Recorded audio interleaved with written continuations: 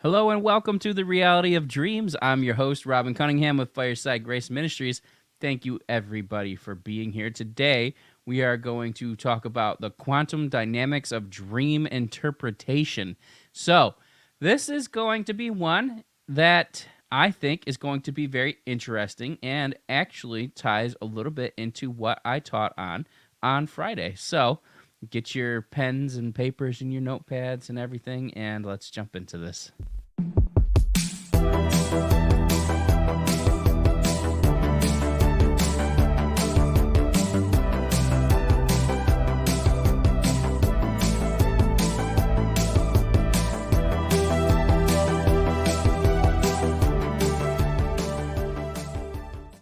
Welcome back, everybody. So, make sure you like and subscribe, comment maybe where you're from, and all that stuff. Say hello. Put your dreams in the comment section. If I have time, by the time I get to the end of this lesson, I will try to interpret dreams. So we will see how that goes. I'm not 100% sure. Remember, if you'd like to support this ministry, you can go to firesidegrace.com/partner with us. And you can partner with us, or you can find us on PayPal as Reformers Church.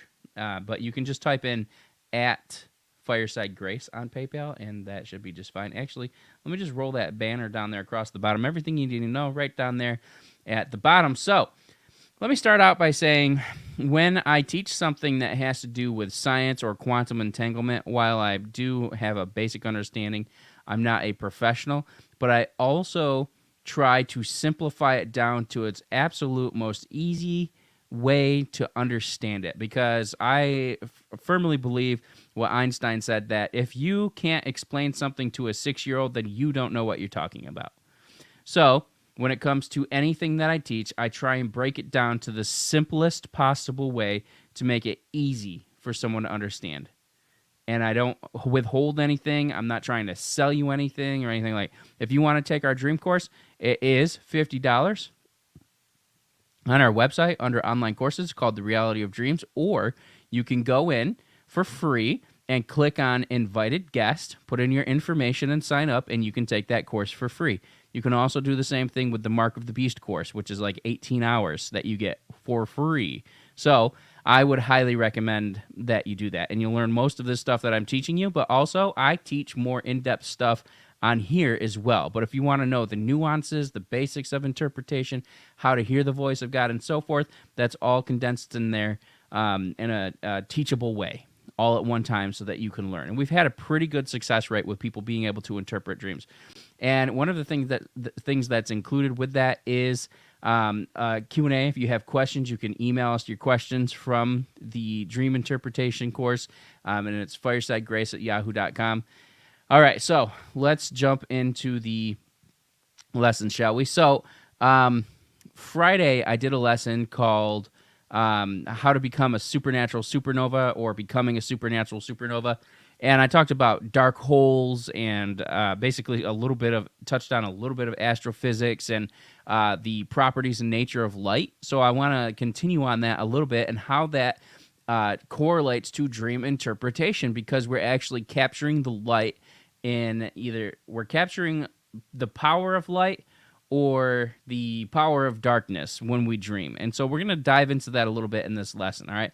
So after I got done teaching about how to become a supernatural supernova, it put me on the path to ask the Lord for revelation on how dreams are formed in the spirit realm, because I know that dreams are spoken, whether by the enemy, by your soul, or by God. They come from 3 different sources.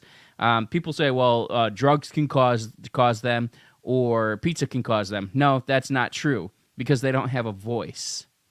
I'm not saying that they can't influence your dreams, but they're not causing you to have the dream because they can't speak. They can influence your body because, here's the reason.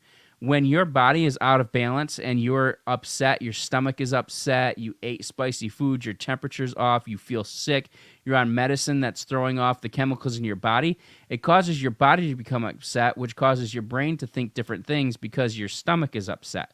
then you start to manifest those kind of things when you're sleeping, and that comes from a soulish area.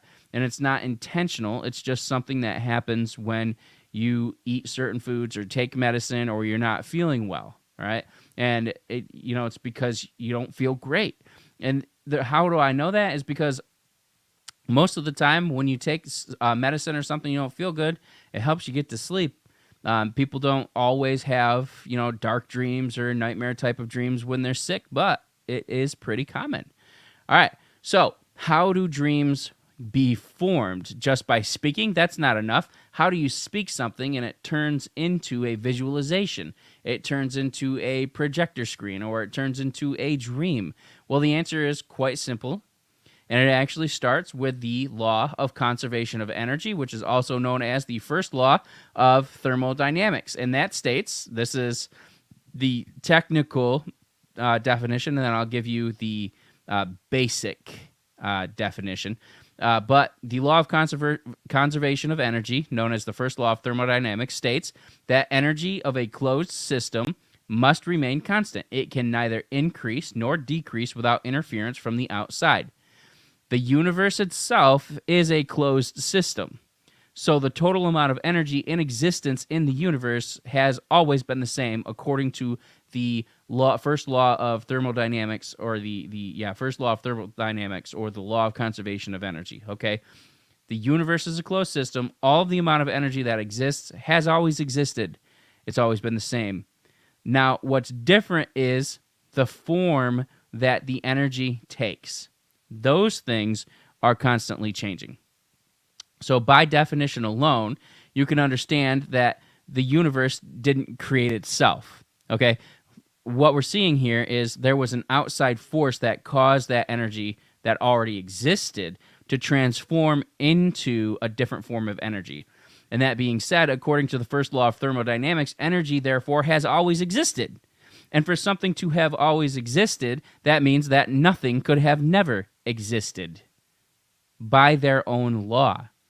But in order for creation to happen, an outside influence had to affect or influence the energy, or the energy of the universe, so to speak, in order for things to be formed. It had to always exist.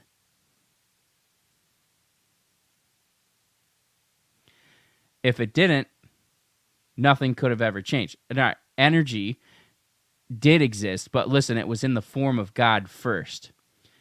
God always existed. Does that mean that energy is God? In a sense, yes, but not necessarily. Okay?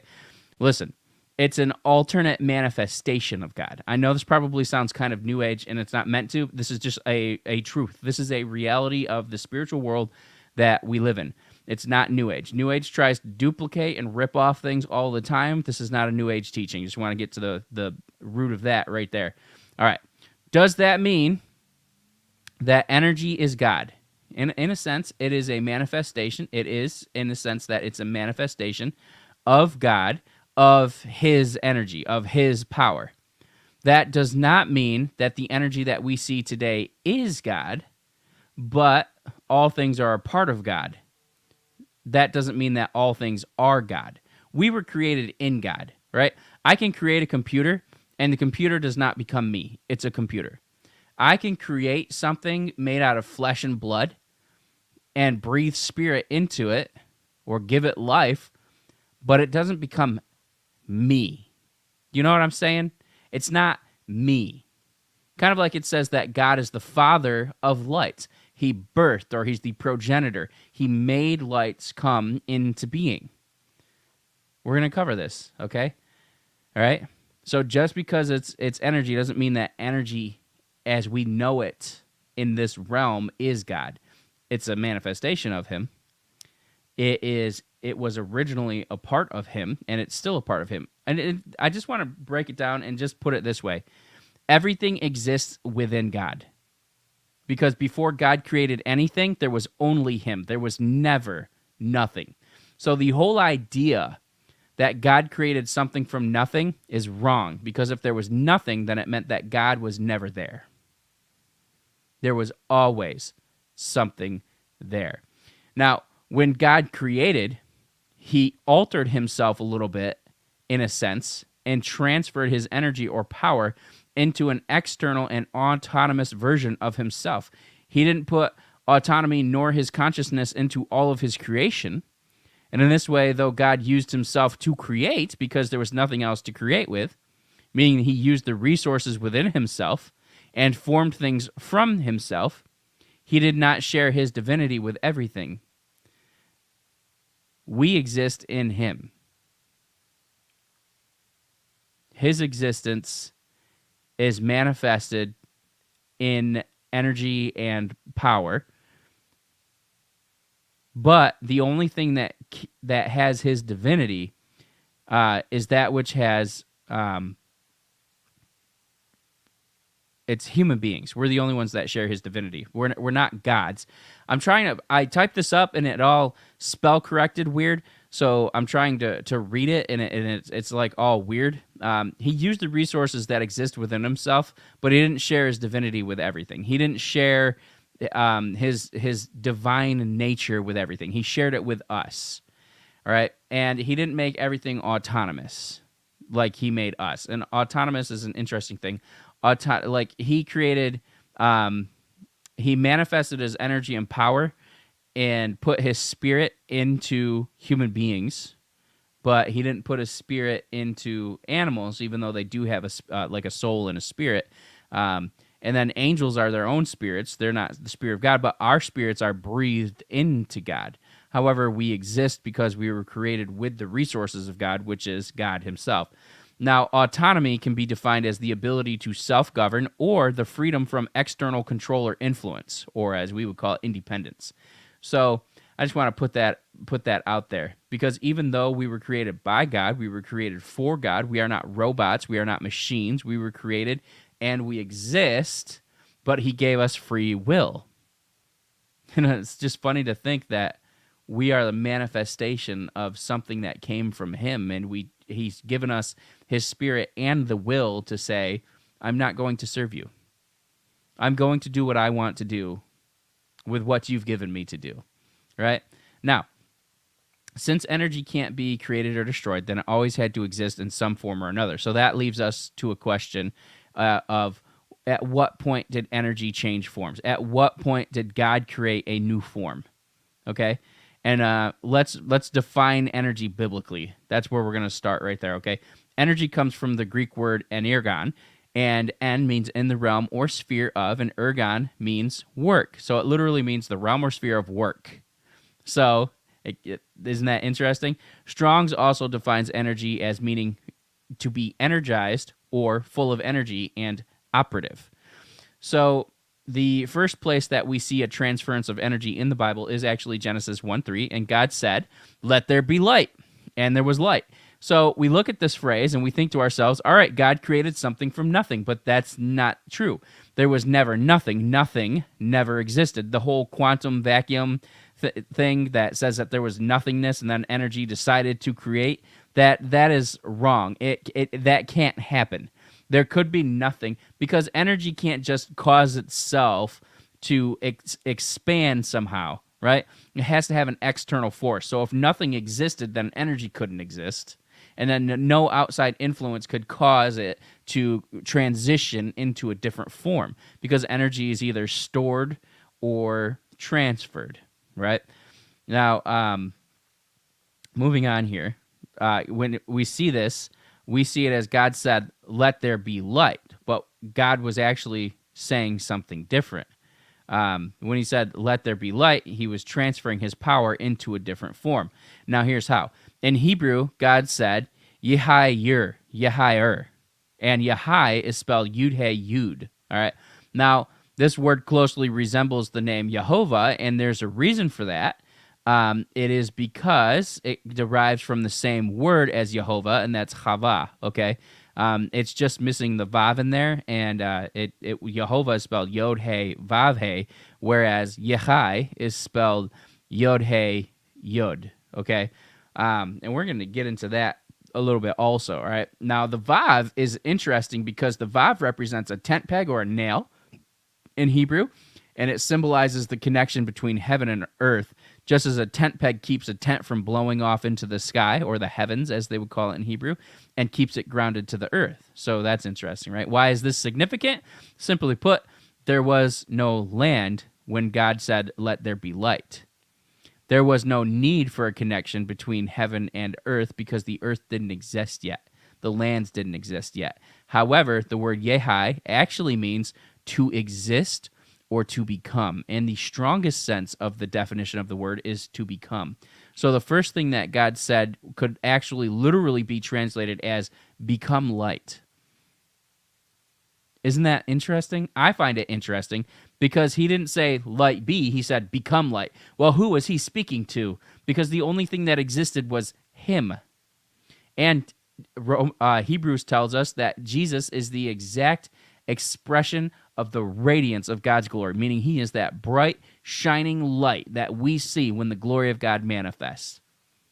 So he was speaking and he was saying to Jesus, to a portion of himself, through his powerful word, become light. And that was the beginning of the creation process. His powerful word does not come back null and void. It goes out with a purpose, and it does not come back until it accomplishes that purpose. So when he said, light be, his words formed into something tangible. In this case, it was light. And if there's light, then there's an electromagnetic spectrum, which means that there is a couple different forms of energy that are formed at that moment. So God created all of that in 2 words. And the amazing thing is that light, when he said light be, that was the first thing that existed. That was the only thing that existed. All right? That light is what the land, and I mean, when I say existed, I mean, obviously God existed, but I mean, as far as creation goes, when he started to create things, the first thing he did was create light. And I know I can hear people saying, well, Genesis 1:2, there was actually an earth first, and then it went into chaos. That is false. That is wrong. That's not what is being said. You should go watch a video that I taught on about the flat earth, and I actually cover that in the flat earth video, okay? So the amazing thing is that light was all that existed when he started to create, as far as creation goes. That God still existed. And that light is what land and all life came from. That light is the creative force that formed everything that we see. That light shared the name of God in a slightly different manner of speaking. Yah is the first portion of the name Yehovah, and Yehi is spelled Yud-Hey.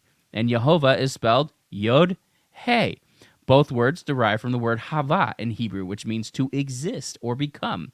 So in a sense, God spoke light by manifesting a title or portion of his name. When he created light, he manifested himself from a supernatural thing to more of a natural kind of thing that we can understand. All right. When he revealed his full name, he then revealed the gospel of Jesus to us. And how is that? It's because he used the word Hava, but this time he placed a nail in between Yahweh and his family, right? Because the Yod represents a hand. The Hey represents your house or your family. Your children fall under that category as your house or your family. Your son is let's say Jesus would be the house of Yehovah. So what happened to the house of Yehovah, which would be Jesus? A nail was driven into his hand. So by adding that nail into the name Yehovah, he gives us the gospel, and it reconnects Yah and then connects his family to him. Yah, Yod, Hey, Vav, the tent peg that connects the supernatural realm with the earth realm. He reconnected Yah to his family on earth. And that was the first gospel of Jesus, Yahovah. And that nail would be what connected us back to Yehovah. And that nail is a representative or indication of Jesus. He's the connector. He's the power. He's the Jacob's ladder. Right? So in doing this, God reestablished his original power to create and exist in him and through him and gave that back to us. So, how does this all pertain to dreams? All right, well, the law of conservation of energy and the first law of thermodynamics states that energy basically has always existed and it can't be created or destroyed. It can only be transferred. That's to break it down into its simplest form. So, dreams come from someone's mouth. And I taught on this on several episodes back in that video called All Dreams Are Spoken. There's dreams from God, there's dreams from the soul, or there's dreams from the enemy, but the source of them are all spoken. So how is this pertinent? All right, before we speak words, we have to have a thought. Even when we're rapidly speaking, almost where someone says they're speaking without thinking, you still have to think. You're just thinking in such a way that's almost instantaneous to what you're saying. All right? And what I mean is you can't just randomly speak. Your brain goes through the process of formulating the words in order to speak. So even though you don't think you're thinking about it, you're just pretty much thinking at the same speed that you're doing it. Because if you're not thinking, you're not going to speak. If your brain is not thinking, you literally will just die because your brain is not functioning. All right? So before we speak words, we have a thought process, even if we're speaking rapidly. Now, thoughts are caused by neurons in your brain releasing chemicals, all right? And the brain, which is composed of 100 billion nerve cells, essentially, that transmit impulse signals through synapses, right? All right. And so, in other words, what we see here is that your thoughts are caused by electrochemical reactions that are firing through synapses and neural gaps or whatever it's called, right? So your thoughts are the result of electrochemical reactions, all right? Since they're electrochemical signals or coming from an electrochemical source, that means that electricity is involved in the process. That's why the electro is there. Electricity is a type of energy. The Greek word for energy is energios, as we covered in the previous portion of the lesson, or energo, but it's the word energios, right? So thoughts being the result of an electrochemical response that transfer electrical energy into a thought then becomes transferred into another form of energy depending on the use of energy. Now, it can be in the form of breathing, seeing, eating, etc. In the case of dreams, though, I believe that it's being transformed or transferred into light. However that happens, I don't know exactly, but I'm just telling you what I've been perceiving is happening in the spirit. Because when I was in the spirit one time, I saw that when I spoke hateful words towards people, when I said bad things, mean names, I cussed, or said things that I wasn't supposed to, things that the Bible says not to say, that what would happen is what would come out of my mouth was a dark, twisted word or chains or something. So I would either create a weapon and the enemy would take that weapon and use it to attack people or to attack me, or I would create chains and the enemy would take those chains from my mouth and use them to bind up people or bind up myself on earth, because what you bind on earth, you bind in heaven, and what you loose on earth, you loose in heaven, right? And you can do that through your words and through your actions, and the enemy will 100% take advantage of that in order to hurt you. So I saw that physically happens. So our words manifest into the supernatural realm, whether we can see it or not.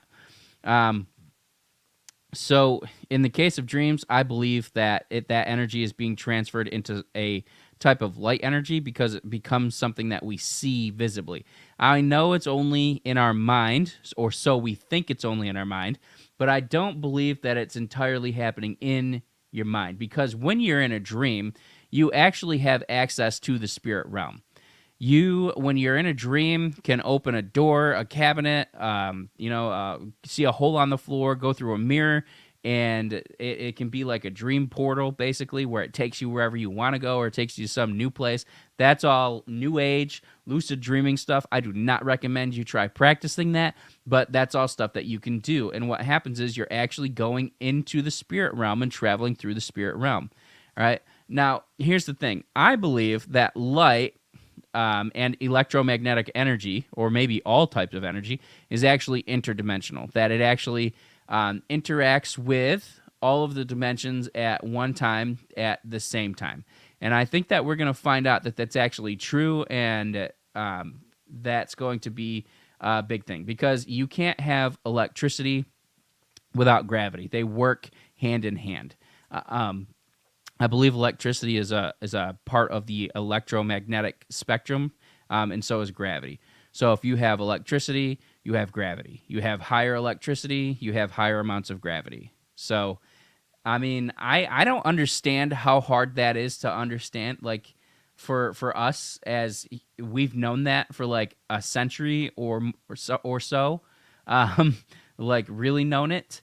And I don't understand why more people haven't just created giant supercapacitors of some form and created massive amounts of gravity, and to like it just seems like it makes sense to do something like that, and it wouldn't take much to make just ginormous supercapacitors and rotate those in some way. Anyway, I'm not going to get on. I know that they've done it. I know that it's happened, not only in the past, but also in the present. So just saying, like, you think about the things that we know that are like just common sense, that you think about, oh, electricity and gravity are correlated hand in hand. You don't have one without the other.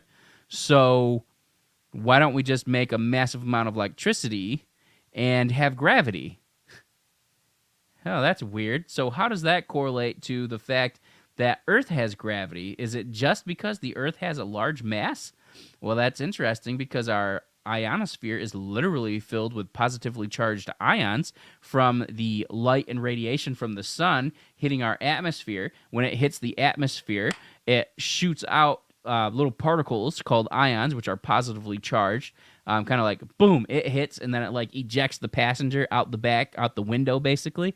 And that we can literally tap into that and have electricity. So it's not just correlated to the amount of mass that you have, but it will also be correlated to the amount of electricity or energy that's in the atmosphere. Why do you think they made the pyramids 1 to 43,200 parts in comparison to the world? Literally, they made the pyramids a scale version of the world, and it's a generator. It's a big battery generator. They did it on purpose. There are carbon wires in there.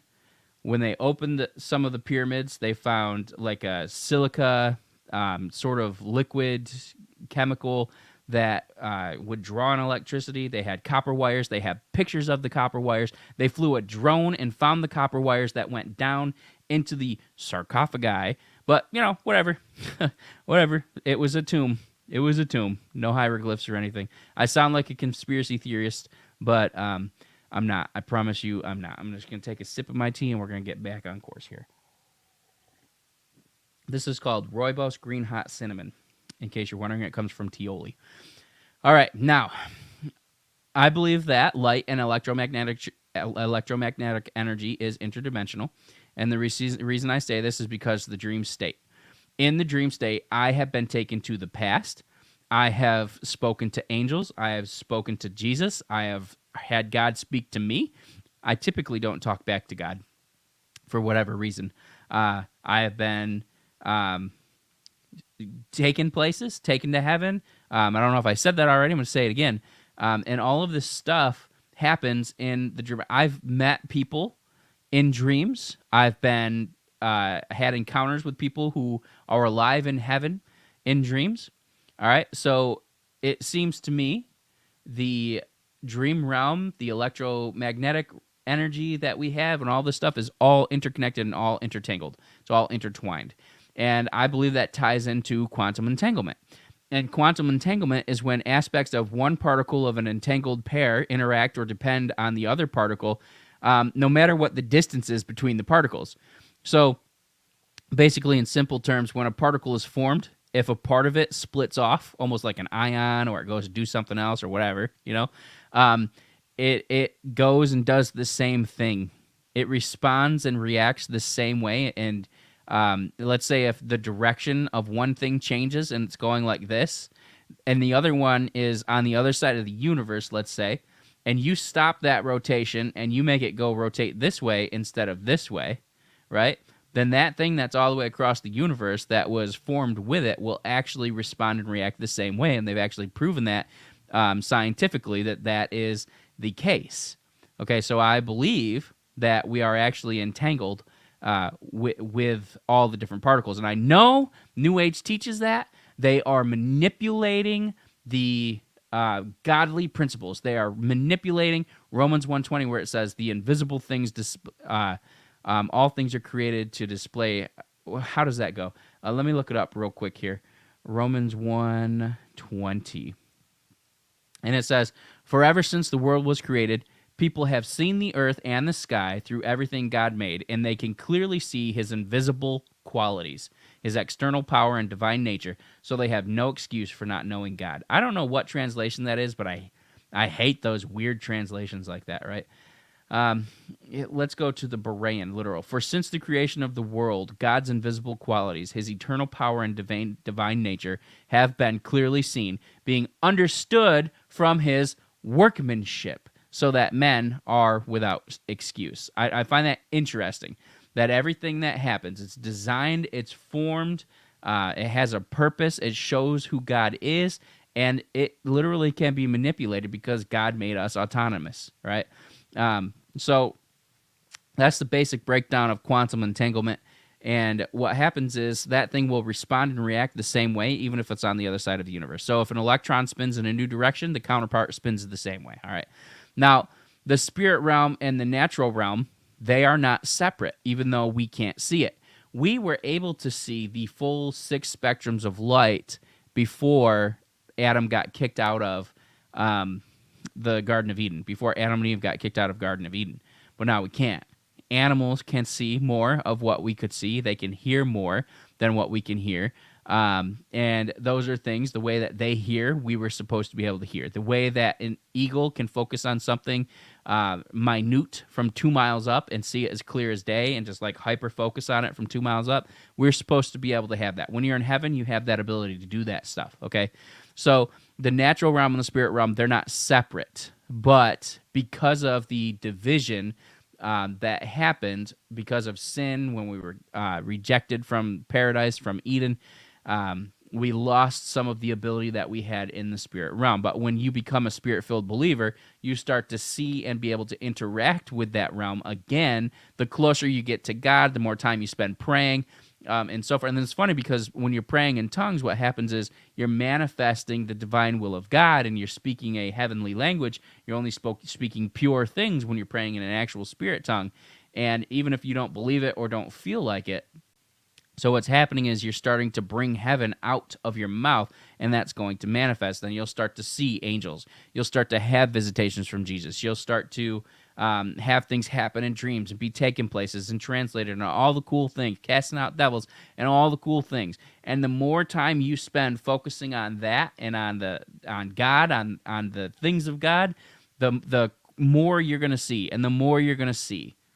People always want to ask us and other people, how do I hear God more clearly? You spend time with him. You listen to him. You pray in tongues. You read his words. You get immersed. And you take time to focus on the parts of you that need to be changed. Okay? Now, getting back on topic here. The spirit realm and the natural realm, again, they're not separate. All right? When we receive Holy Spirit, we can start to see in the spirit realm again. For example, when you're asleep, you wake up to a demon in the room while you're in sleep paralysis. This has happened to most of us. You only have to think the name of Jesus, and then devils lose their power. Why is that? The reason is because you are in the spirit at that moment, but you don't realize it. You're used to trying to speak with your mouth, and that's why you struggle to scream or speak, or we struggle to scream or speak when we're in that spiritual state. You don't need to use your physical mouth to speak when you're in that state. You're in the spirit. You only need to use your spiritual mouth. So even though you think you're thinking because you didn't say anything with your physical mouth, you've spoken with your spirit mouth. And that's what's happening when you're in that sleep paralysis. You're awake, you see it, and you try and say something, and you're like, I've seen it so many times. That's what's happening, because you're trying to wake your body up when you're in the spirit, because you only know how to fight in the spirit, in the flesh. But if you practice fighting in the spirit, that will be the first thing you go to. And I'm giving you this realization so you don't have to go through what I went through in my past as a Christian to learn that. So you can have that for free and use it. You're welcome. Okay? Anyway, when you're asleep, the reason this happens is because, obviously, you're actually engaged in the spirit realm. Your spirit never sleeps. Your body is fast asleep. That's how people astral project. They put their body to sleep. They wake their mind up without waking their body up, and it's really they're waking up. They're getting their spirit man activated, and then they step out of their body and their spirit, and they go and do things. And you think, well, if your spirit leaves your body, then won't you die?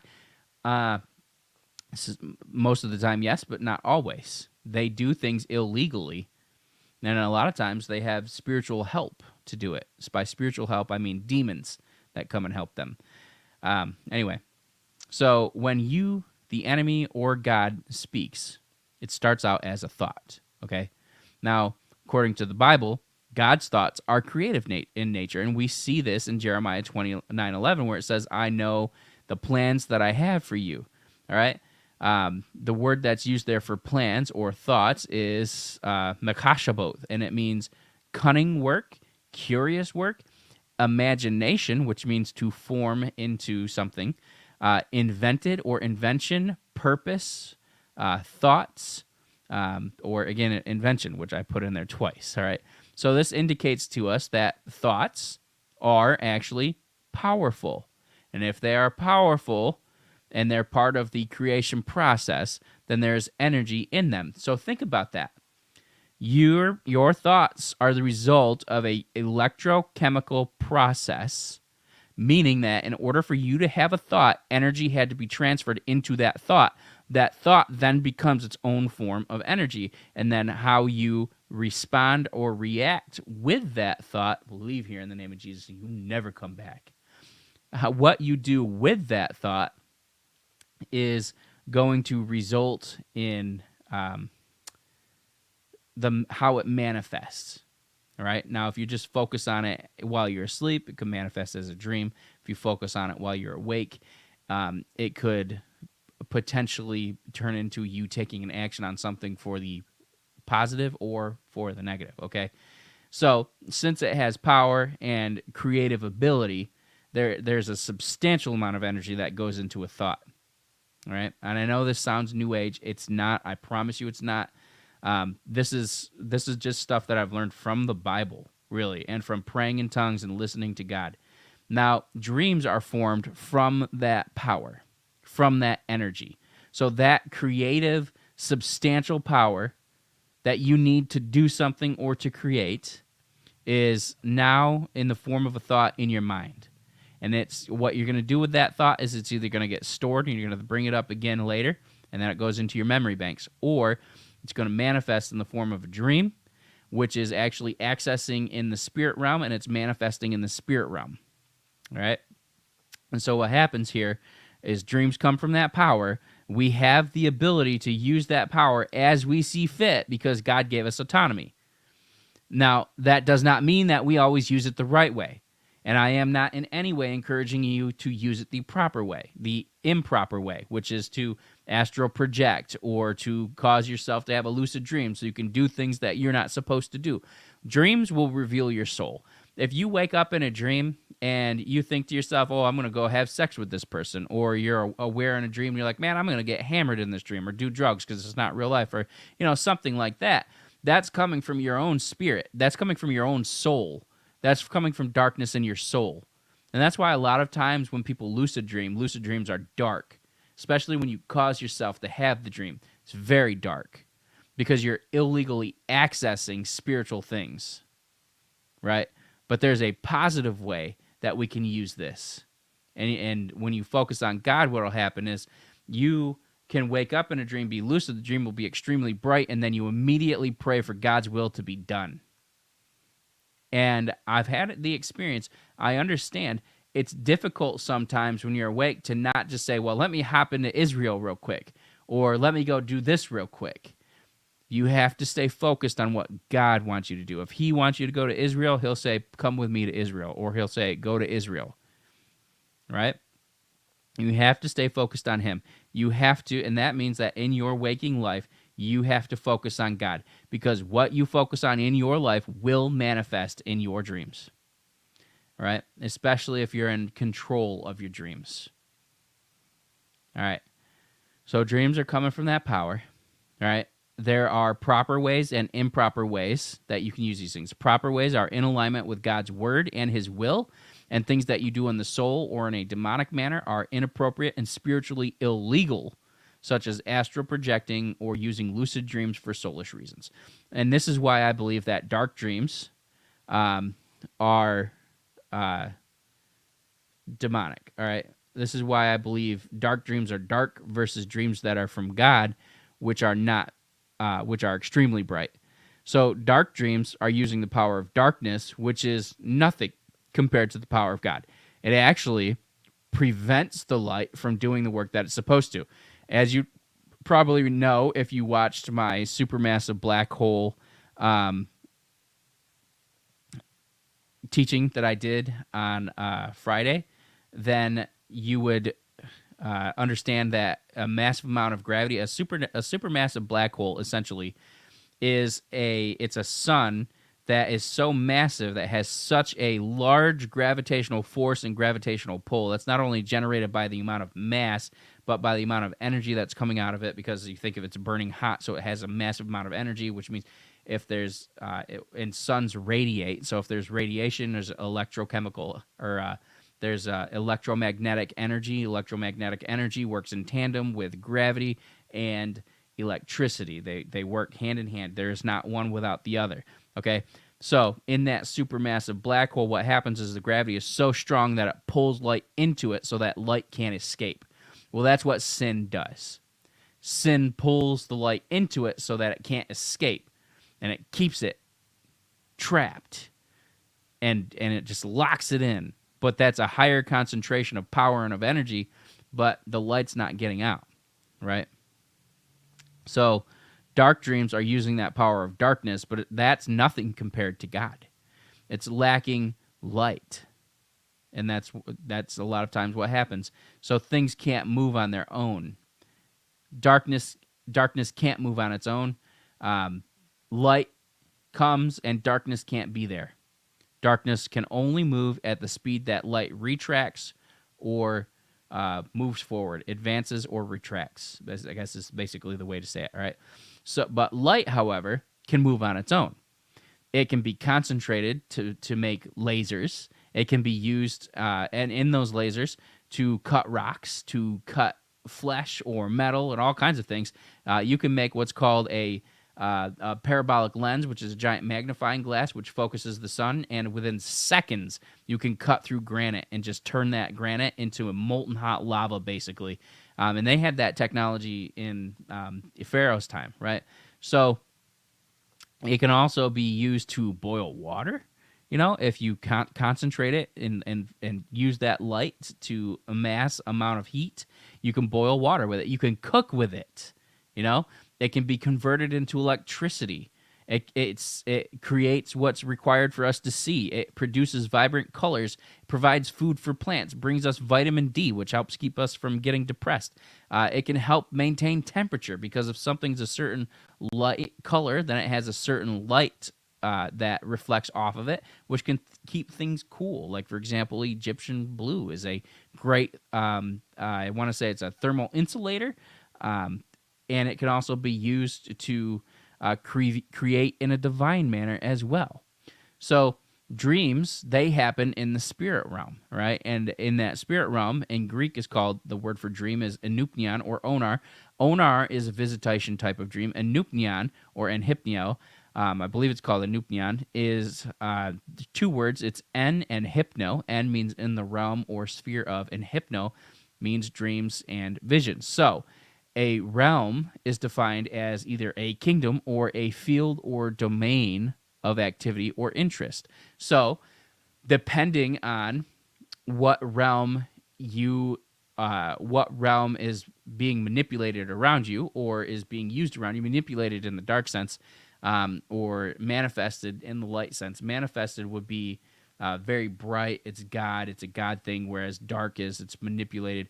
And what happens is when I see people having regular dreams, I don't typically see God hovering around them or over them or next to them, causing them to have those bright dreams. But when I see a person having a dark dream, there is always a demon present. And there's a reason for that, because they are trying to distort the things that are around you. They're trying to stop light from shining. They're trying to do all of the things that they can to try and hurt you or to harm you. And this is why you want to be careful of what you watch, what you do, what you say, what you see, because all of that stuff invites those things in, and then they then form almost like a box or square cube around you, almost like if you were in hell. And within that little sphere, they start to speak dreams out, and those dreams manifest in the spirit realm in the form of visions over you while you're in that access point. Your spirit is there and awake. So they're speaking these things, knowing that you're going to take their words and convert it into a form of thought energy, whatever you want to call it. I don't know exactly what you would call it. And then that's going to come out, but it's going to be dark without very much light, because the only light that they have to give you, that they have to use, is the light that comes from you, which is why they want to get you listening, you focusing, you cause that stuff to happen, because you are the access point that they can't access. They're trying to manipulate the spirit within you to use that creative power in order to put you in that place of illusion or delusion or whatever, so that they can actually torment you before your time. Now, the same thing happens. What you will see is that devils in dreams will actually appear as doors, houses, people, different things around you. They'll try and appear as ministers and stuff like that in dark dreams. And that's happened to me recently.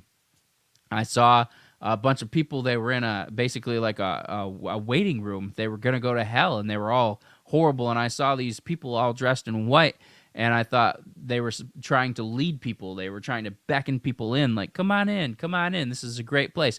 And I looked at them, and I said, those are demons. Every one of these are demons. And I wanted to get out of there because I knew that they were demons. And they started to manifest because I recognized that. And that's what they do in dreams. They start to manifest and try and attack you more, scare you, terrify you, or whatever. Now, I don't like to focus on those things, but that is what actually is going on when you're having a nightmare. That's why when you wake up from a nightmare, more often than not, when you wake up from a nightmare and you're in sleep paralysis, you usually see a devil, because it's there in the room near you, speaking something demonic over you to scare you, terrify you, try and kill you spiritually, to get you to agree with their plans, or to get you to curse God in some way, shape, or form. They do that.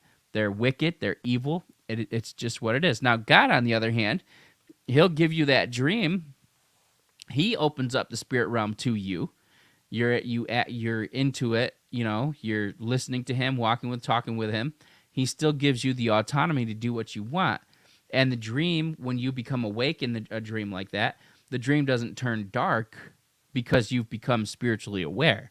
It stays bright because it's God that has accessed it, not you illegally accessing it when you become lucid, like what happens in so if you've done that where you've intentionally caused yourself to lucid dream, I would highly recommend that you repent, because that's rebellion against God. And the truth is, you can cause yourself to have lucid dreams or become lucid in dreams when you focus on it, when you become aware of it, or when you just focus on the Lord that much. But as long as it's God that's the one that caused it, and you're interacting with him, you're clear. You don't let devils convince you to do those things, because you're tapping into that dark power, that dark energy, and that is not good for you.